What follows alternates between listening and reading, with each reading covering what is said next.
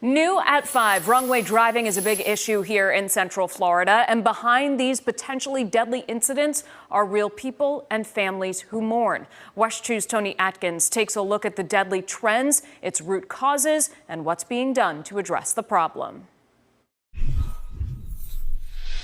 We continue to choose to be thankful for what we had and focus on what we had.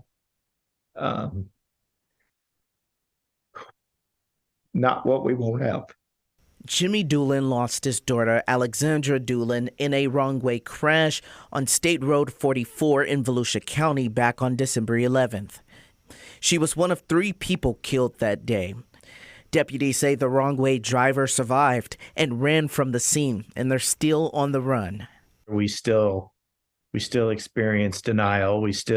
There are just times when you're doing your normal routine of life and you're happy, and then all of a sudden I look up on the mantle and I see the urn and I realize, nope, she's gone.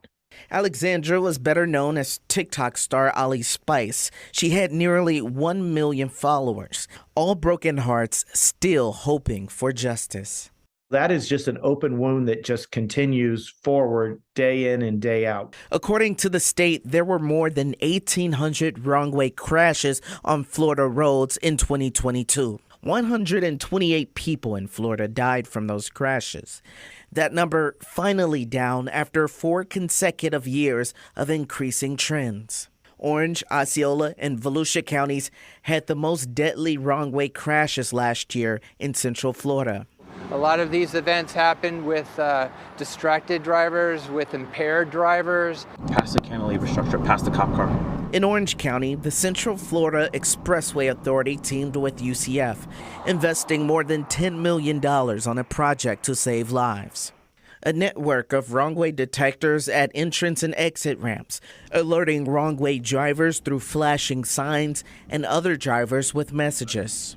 Now we have 65 wrong-way driving detection systems throughout our 125-mile system, and we're working to add more.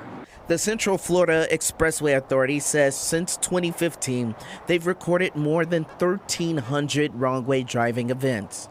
About 1,200 of them, or 87%, ended with cars turning around. All these things happen all at once to make sure that if there is a wrong-way driver on our system, that they are detected and stopped. Jimmy says he's hopeful no one suffers the loss his family has and hopes to see the person responsible for his daughter's crash come forth someday. Every day you're waking up and hoping that today's the day that somebody takes responsibility for what they've done. In Orlando, Tony Atkins, WESH 2 News.